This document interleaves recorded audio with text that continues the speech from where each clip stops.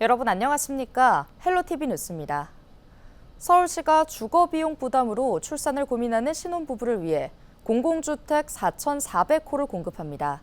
자녀를 출산하면 거주기간도 늘려주고 2자녀 이상 낳으면 살던 집을 시세보다 저렴하게 매수할 수도 있습니다. 김호 기자의 보도입니다. 서울시가 발표한 신혼부부 주택 확대 방안의 골자는 장기 전세주택과 안심주택입니다. 먼저 장기 전세주택은 무자녀 신혼부부는 물론 예비 부부도 입주할 수 있습니다. 자녀를 낳게 되면 전세 기간이 연장되고 매수 청구권도 부여됩니다. 한 명을 낳으면 최장 거주 기간이 10년에서 20년으로 연장됩니다. 2명을 낳으면 20년 후 살던 집을 시세보다 10%, 3명을 낳으면 20% 저렴하게 매수할 수 있습니다.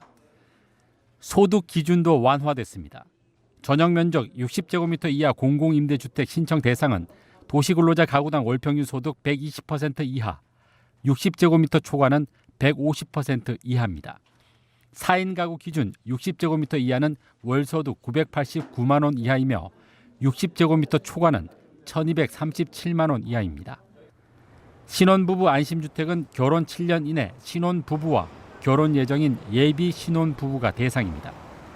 민간임대주택은 주변 시세의 70에서 85%, 공공임대주택은 50% 수준으로 공급됩니다. 사업성 확보를 위해 70%는 임대, 나머지 30%는 분양주택으로 공급됩니다.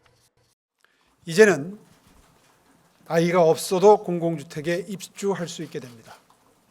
입주 후에 자녀를 출산하면 10년을 기준으로 해서 20년까지 거주할 수 있게 되고 2자녀 이상 출산하게 되면 내 집 마련의 기회도 생기게 됩니다. 장기 전세주택은 오는 2026년까지 2,396호가 공급되고 신혼부부 안심주택은 2,000호가 건립됩니다. 서울시는 이후에도 매년 4,000호의 신혼부부 공급주택을 공급해서 매년 결혼하는 신혼부부의 10%가 안심하고 아이를 낳을 수 있는 환경을 조성할 계획입니다. 헬로티비 뉴스 김호입니다. 은평구가 사회적 경제교육 수강생을 모집합니다. 교육은 6월 18일부터 한 달 동안 사회적 경제기업 창업 준비를 주제로 진행되는데요. 강의 내용은 사회적 경제기업가 정신, 창업 초기 기업을 위한 홍보 마케팅 등입니다. 사회적 경제기업 창업 준비 교육에 대한 자세한 내용은 은평구청 누리집을 확인하면 됩니다. 다음 달 8일 양천공원에서 환경문화축제가 열립니다. 양천구는 자원순환 실천, 환경과 사람을 잇다 축제를 개최한다고 밝혔는데요. 이번 축제는 6월 5일 환경의 날을 맞아 생활 속 자원순환 실천 문화를 확산하기 위해 기획됐습니다. 행사는 태양광 자동차 키트 만들기, 에너지 발전 체험 솜사탕 만들기, 친환경 수세미 만들기 등 체험 위주로 진행됩니다.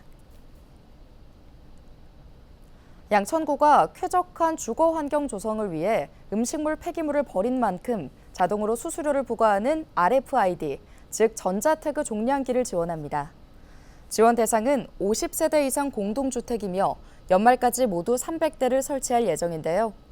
양천구는 지난 2014년부터 음식물 폐기물 전자태그 종량기 보급 사업을 시행해 현재 4만 3천여 세대에 모두 729대를 설치한 바 있습니다.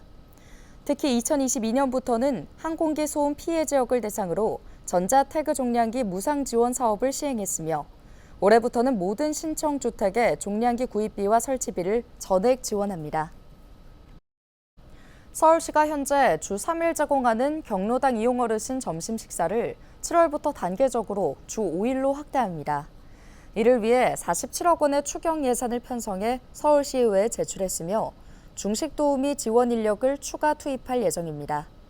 서울시 관내 운영 중인 경로당은 3,489곳이며 이 가운데 중식이 제공되는 곳은 3,090곳으로 88.6%에 해당합니다. 서울시는 단계적 지원을 통해 연말까지 2,792곳의 경로당에서 주 5일 점심을 제공할 수 있도록 할 계획입니다.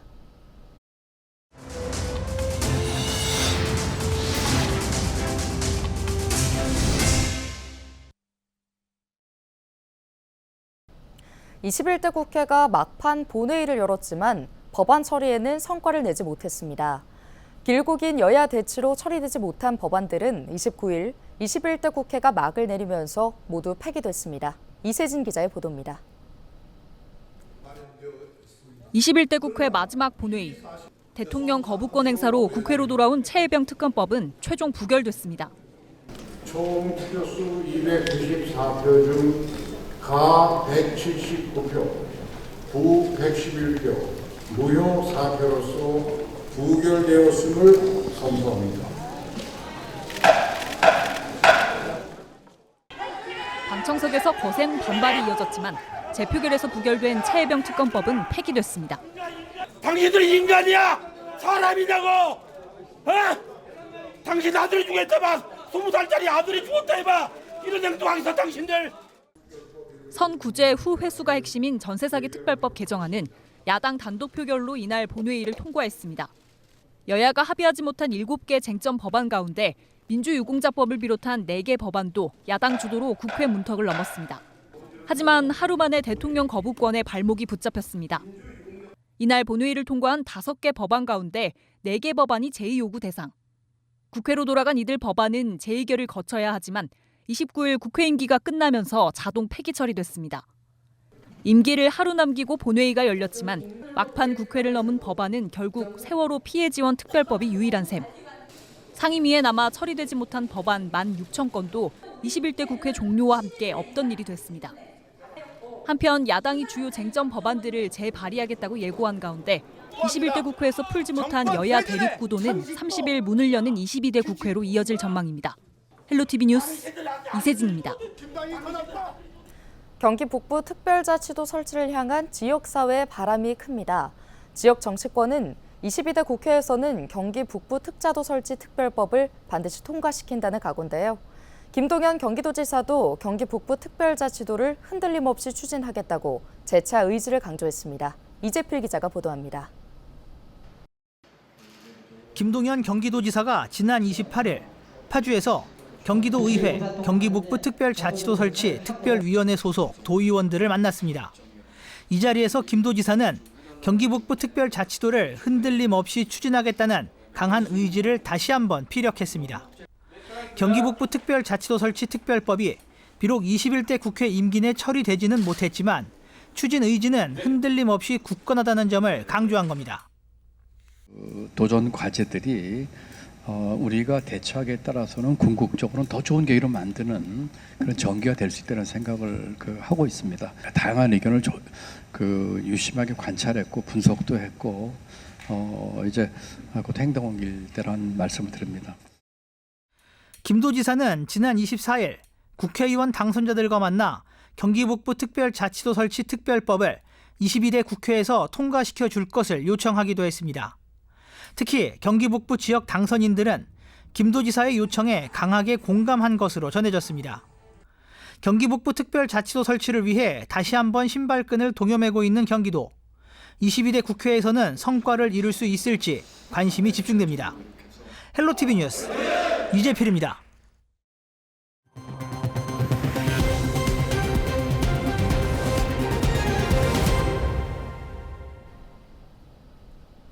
미국 맨해스 음대 확장 캠퍼스의 송도 설립이 추진됩니다. 인천시는 현지 시간인 28일 미국 뉴욕 맨해튼에 위치한 맨해스 음대와 확장 캠퍼스 설립을 위한 양해각서를 체결했다고 밝혔습니다. 현재 시는 송도 국제도시에 위치한 인천 글로벌 캠퍼스 내에 맨해스 음대 확장 캠퍼스 설립을 추진 중입니다. 시는 음대 설립이 완료되면 한국 뉴욕 주립대 패션기술대학교 등 현재 운영 중인 5개 외국 대학과 함께 문화예술 분야에서도 더욱 경쟁력 있는 교육 구성을 가지게 될 것으로 기대하고 있습니다. 한편 맨해스 음대는 뉴스쿨 소속 대학으로 지난 1916년 데이비드 매너스에 의해 설립됐습니다.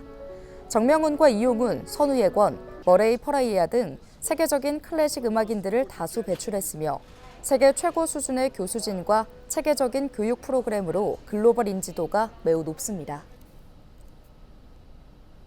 경인 아라뱃길로 단절된 인천 남북 지역을 지하로 잇는 중봉터널 건설 사업이 본격적으로 추진될 전망입니다. 인천시는 지난해 7월 한국개발연구원 공공투자관리센터에 적격성 조사를 의뢰한 중봉터널 민간 투자 사업이 타당성을 확보했다고 밝혔는데요. 이 사업은 적격성 조사 결과 비용 대비 편익으로 산출되는 경제성이 1.2로 나타났습니다. 비용 대비 편익이 1.0 이상이면 사업의 타당성이 있는 것으로 평가됩니다.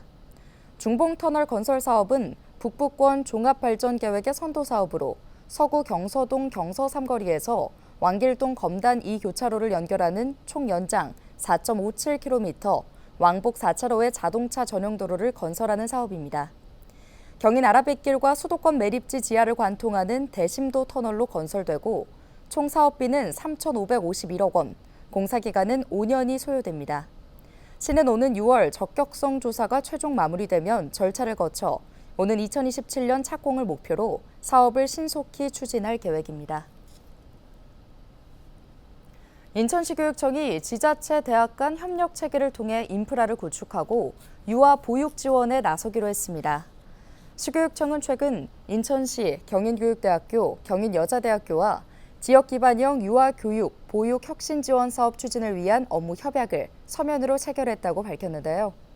이번 협약으로 교육청은 인천시, 경인교대, 경인여대와 함께 인천 지역 기반의 교육과정과 방과후 과정 프로그램, 유초 연계 프로그램을 개발 보급하기로 했습니다. 또 유보 이음교육 거점기관 20곳을 선정해 맞춤형 컨설팅과 네트워크 운영 등을 지원할 계획입니다. 또 유아교육과 보육 지원 플랫폼을 구축해 유치원과 어린이집 교육 공동체의 역량 강화 지원을 위해 협력할 방침입니다. 경기도가 언제든 자녀를 맡길 수 있는 언제나 어린이집을 오는 6월 1일부터 부천과 김포 등 5곳에서 운영합니다. 생후 6개월부터 7세까지 자녀를 둔 부모라면 언제나 어린이집을 이용할 수 있는데요. 이용 당일 오후 3시 전이면 전화 또는 방문해 예약할 수 있습니다. 언제나 어린이집은 365일 24시간 운영하는데요. 해당 지역이 아니어도 경기도민이라면 누구나 이용할 수 있습니다. 경기도 내 올해 김 양식 생산액이 408억 9천만 원으로 역대 최대를 기록했습니다.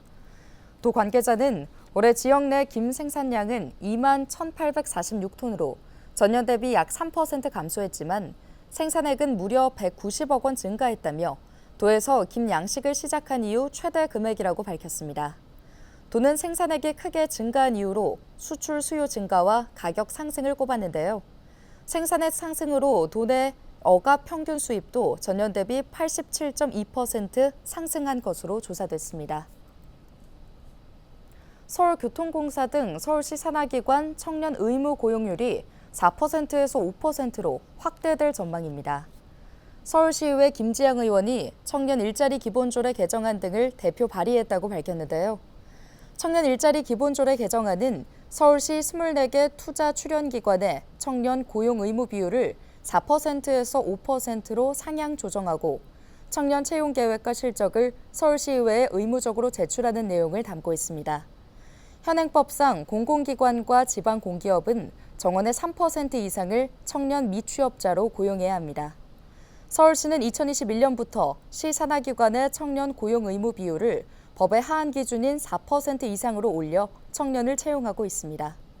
서울시의회는 청년 일자리 기본조례 개정안이 통과되면 연간 287명 정도의 청년 고용이 증가할 것으로 보고 있습니다. 경기도가 오는 8월 14일 일본군 위안부 피해자 기림의 날을 맞아 기억의 꽃배달 캠페인을 추진한다고 밝혔습니다. 기억의 꽃배달 캠페인은 캠페인 참여자가 7월 중 전국 139개 평화의 소녀상에 꽃을 배달하는 내용인데요. 도는 아픈 역사를 기억하고 피해자를 추모하는 마음을 함께 나누기 위해 캠페인을 준비했습니다. 도는 오는 6월 20일까지 전 국민을 대상으로 꽃배달 참여자 139명을 모집할 예정인데요. 자세한 내용은 경기도 누리집에서 확인할 수 있습니다. 오늘 준비한 소식은 여기까지입니다. 함께해 주신 여러분 고맙습니다.